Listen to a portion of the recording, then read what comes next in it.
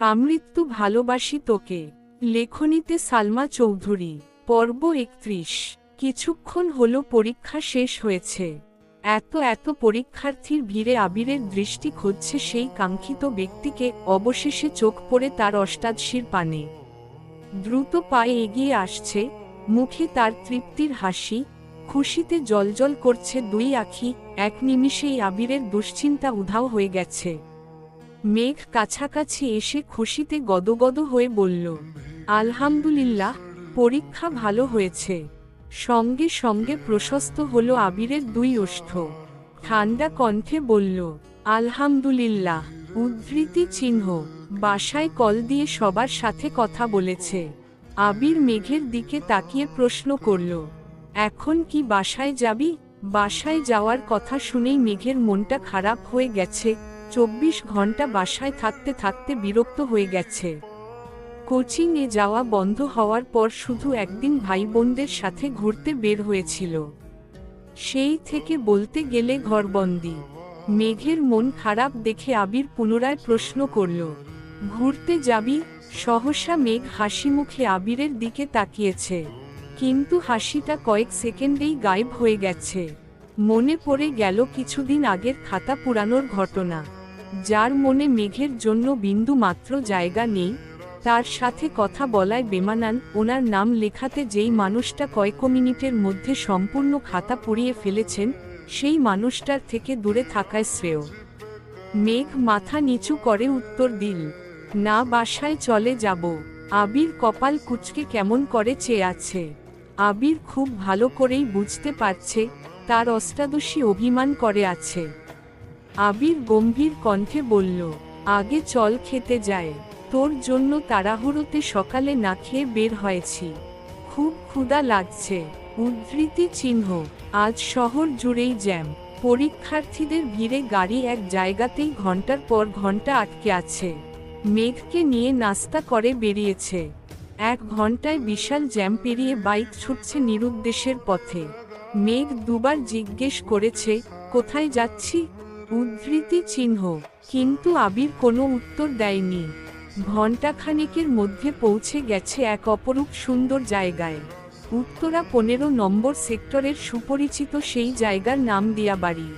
দিয়াবাড়ি সবসময়ই বেশ জনপ্রিয়, তবে শরৎকালে কাশফুলের শুভ্রতায় এই স্থানের মাধুর্যতা কয়েকগুণ বেড়ে যায়। আকাশে যেমন সাদা মেঘেরা ঘুরে বেড়াচ্ছে, তেমনি প্রকৃতি জুড়েও সাদার মেলা। মুগ্ধ আখিতে কাশফুল দেখছে মেঘ। কাশফুলের শুভ্রতায় মেঘের মন ফুরফুরে হয়ে গেছে। গুটি গুটি পায়ে এগিয়ে গিয়ে আলতো হাতে কাশফুল ছুঁয়ে দিচ্ছে। এদিকে আবির বাইকে হেলান দিয়ে দুর্বোধ্য দৃষ্টিতে তাকিয়ে সেই দৃশ্য দেখছে। মুহূর্তেই আবিরের ঠোঁটের কোণে হাসির ঝলক দেখা গেল।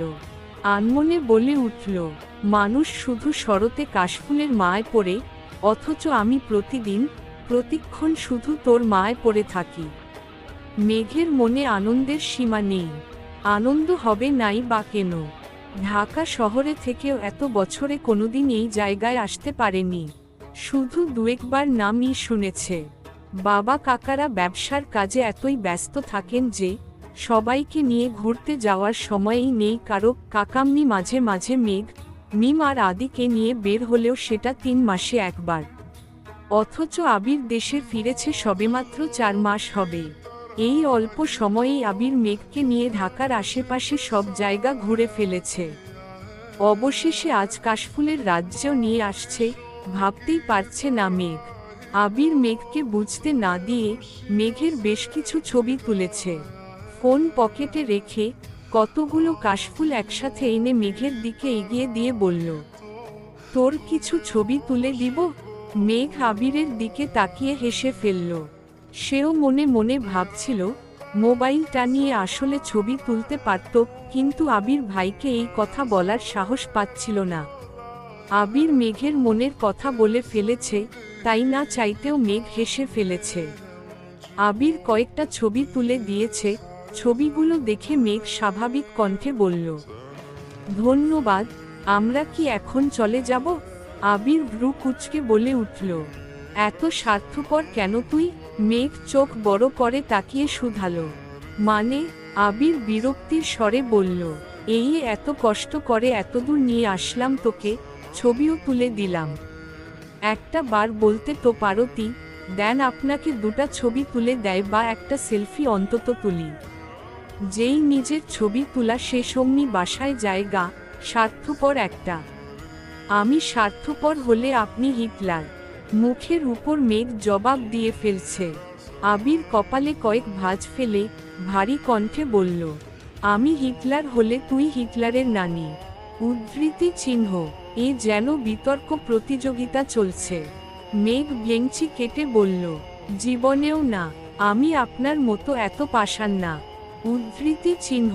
এ কথা শুনে আবির হেসে ফেলল। আচমকা হাসাতে মেঘ বিস্ময় সমেত তাকিয়েছে। মেঘ ভেবেছিল আবির ভাই হয়তো রেগে যাবেন, কিন্তু উনি হাসছে দেখে বেশ অবাক হয়েছে। আবির গলা খাকারি দিয়ে গম্ভীর কণ্ঠে বলা শুরু করল, সামান্য একটা কারণে গত 9 বছর তুই আমার সাথে কথা বলিসনি। তুই ভুল করলে বড় ভাই হিসেবে কি তোকে শাস্তি দেওয়ার অধিকার ছিল না আমার? এই এতগুলো বছরে একটা বার কথা বলিসনি আমার সাথে, তখন একবারের জন্যও কি নিজেকে পাষাণ মনে হয়নি তোর? হয়তো দেশে না ফিরলে এখনো কথা বলতি না। একবারও মনে হয়নি এই মানুষটার সাথে কথা বলা উচিত? তোর এই অসীম দূরত্বে সেই মানুষটারও খারাপ লাগতে পারে, ভেবেছিস কখনো? ভাবিসনি? মেঘ শান্ত চোখে তাকিয়ে আছে। ওষ্ঠদয় কাঁপছে তিরতির করে। আবির ভাইয়ের সাথে এত বছরে একবারের জন্য ও কথা বলতে ইচ্ছে হয়নি তার। অথচ ওনাকে দেখার পর ওনার ভারী কণ্ঠে বলা এক একটা কথা, অনুভূতিহীন আচরণ, ক্রোধিত আঁখি, তাকানোর স্টাইল, ঘন কালো চুল আর গাল ভর্তি ছোট ছোট দাড়ি দেখে ধীরে ধীরে প্রেমে পড়তে বাধ্য হয়েছে। আবির ভাই তো দেশে ফিরে আবারও থাপ্পড় দিয়েছে তাকে। কই এবার তো সে কথা বন্ধ করেনি। রাগ, অভিমান শেষে ঠিকই বারবার কথা বলেছে। এই সেদিন খাতা পুরালো, তারপরও আজ সেই মানুষটার সাথেই ঘুরতে এসেছে। তাহলে এত বছর কেন কথা বলতে ইচ্ছে হয়নি তার? মেঘ কিছু বলছে না দেখে আবির বাইকের দিকে চলে যাচ্ছিল। মেঘ আচমকা বলে উঠল, আপনার সাথে একটা ছবি তোলা যাবে? আবির মুচকি হেসে উত্তর দিল, ওয়াই নট। ঘোরাঘুরি শেষে বাসায় ফিরছে। মেঘের হাতে অনেকগুলো কাশফুল। তার খুব ইচ্ছে করছে এগুলো বাসায় নিয়ে মিম আর আদিকে দেখাবে।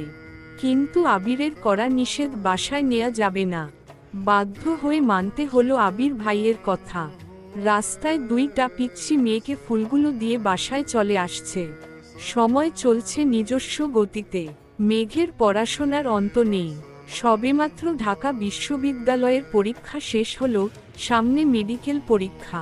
পড়ার চাপ যতটা মেঘের, ঠিক ততটাই জান্নাতের। প্রতিদিন 3-4 ঘন্টা সময় নিয়ে পড়ানো।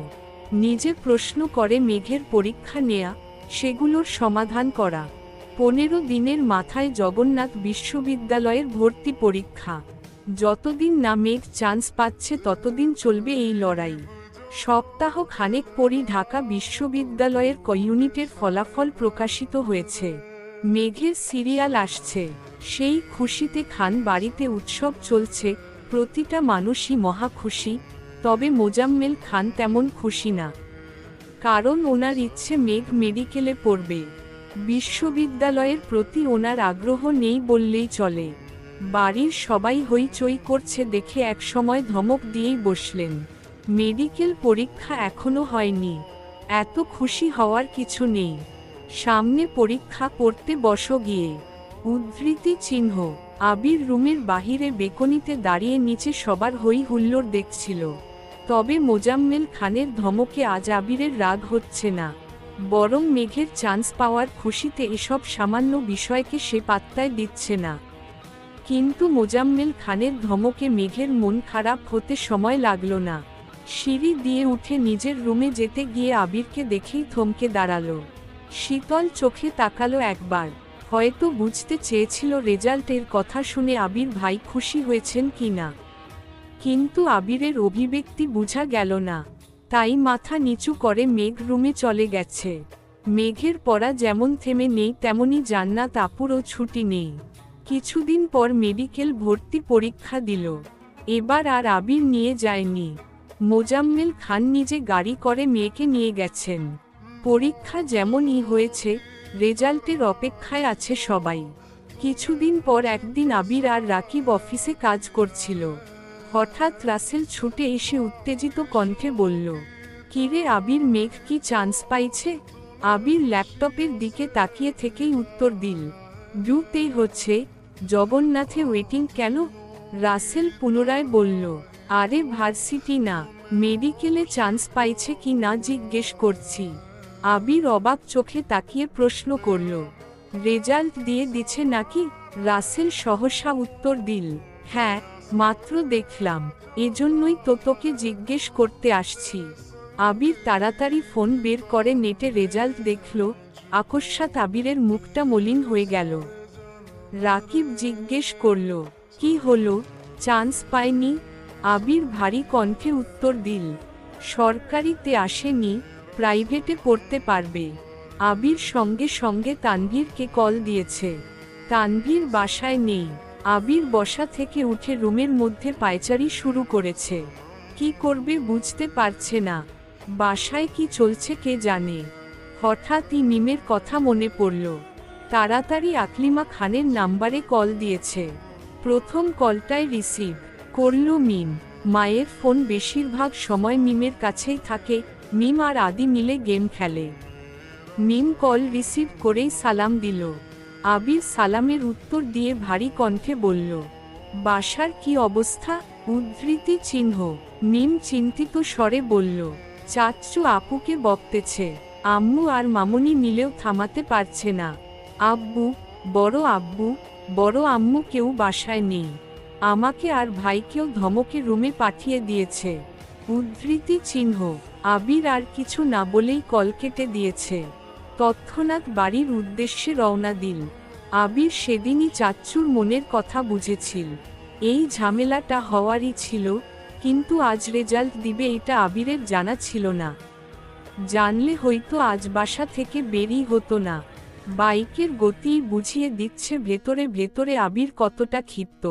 বাসার গেটটা কোনোরকমে পেরিয়ে বাইক রেখে ছুটে গেছে অন্দরমহলে। ড্রয়িং রুমে সোফায় বসে আছেন মোজাম্মেল খান। ওনার পাশে হালিমা খান স্বামীকে শান্ত করার চেষ্টা করছে। সিঁড়ির পাশে ভীত হয়ে দাঁড়িয়ে আছে মেঘ। চিবুক নেমে গলার সঙ্গে মিশে আছে।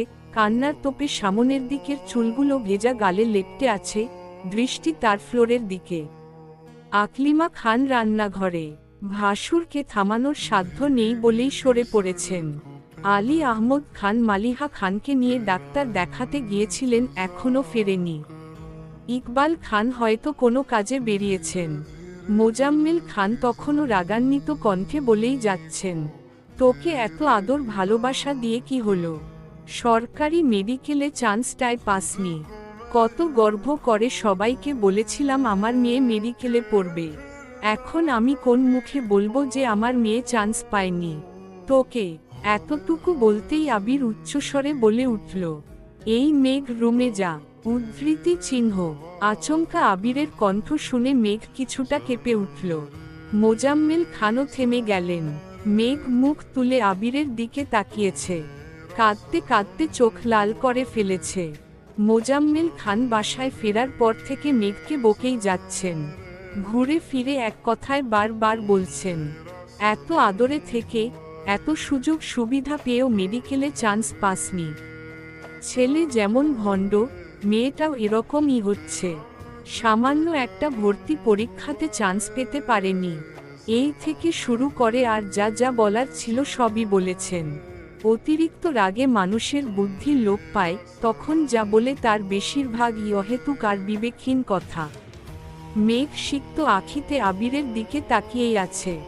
আবির নিরেট কণ্ঠে পুনরায় বলল, রুমে যেতে বলেছি তোকে। মেঘ মাথা নিচু করে ফেলেছে। বাবার দিকে তাকানোর সাহস পাচ্ছে না। এতক্ষণ বাবার ধমক খেয়েছে, এখন আবির ভাইয়ের ধমক খাওয়ার আর ইচ্ছে নেই। তাই ধীর পায়ে সিঁড়ি দিয়ে উঠতে লাগল। আবির কয়েক কদম এগিয়ে সোফার কাছাকাছি এসে দাঁড়িয়ে মোজাম্মেল খানের দিকে তাকিয়ে গম্ভীর কণ্ঠে বলা শুরু করল, যা হওয়ার তা হয়ে গেছে। এমন তো নয় যে মেঘ চেষ্টা করেনি। আর এমনটাও নয় যে সে পাশ করেনি। আপনার যদি পড়ানোর ইচ্ছে থাকে তাহলে এত এত প্রাইভেট মেডিকেল কলেজ আছে, ওইখানের কোনোটাতে পড়াতে পারেন। মেঘ রুমে যেতে যেতে আবিরের কথাগুলো শুনেছে। আবির ভাই যে বাপের বোকার হাত থেকে মেঘকে বাঁচাতে এসেছে এটা ভেবেই মেঘ অবাক হয়ে যাচ্ছে। কিছুদিন আগে উনিই বলেছিলেন দুতে চান্স না পেলে পা ভেঙে ঘরে বসিয়ে রাখবেন, অথচ আজ সেই মানুষটার ভিন্ন রূপ। একটা মানুষের কত রূপই না হতে পারে। মোজাম্মেল খান রেগে বললেন, প্রাইভেটে পড়ানোর ইচ্ছে থাকলে মাস শেষে এত এত টাকা মেয়ের পড়াশোনার জন্য খরচ করতাম না। বাসা থেকে বের হলেই আশেপাশের মানুষ আমায় প্রশ্ন করবে কেন চান্স পাইনি, কি বলবো আমি তখন? আবির দীর্ঘশ্বাস ফেলে বলল, আপনি কি চাইছেন এখন ঘন্টার পর ঘন্টা মেয়েটার উপর রাগ ঝাড়লেই কি রেজাল্টে পরিবর্তন আনতে পারবেন? অ্যাডমিশন টেস্টের সময় একটা মানুষ এমনিতেই ডিপ্রেশনের মধ্যে দিয়ে সময় পার করে, সেখানে তাকে এভাবে কথা শোনাচ্ছেন। আজ আপনার যতটা কষ্ট হচ্ছে তার থেকেও 1000 গুণ বেশি কষ্ট হচ্ছে মেঘের। দিনরাত এক করে চান্স পাওয়ার জন্য পড়াশোনা সে করেছিল।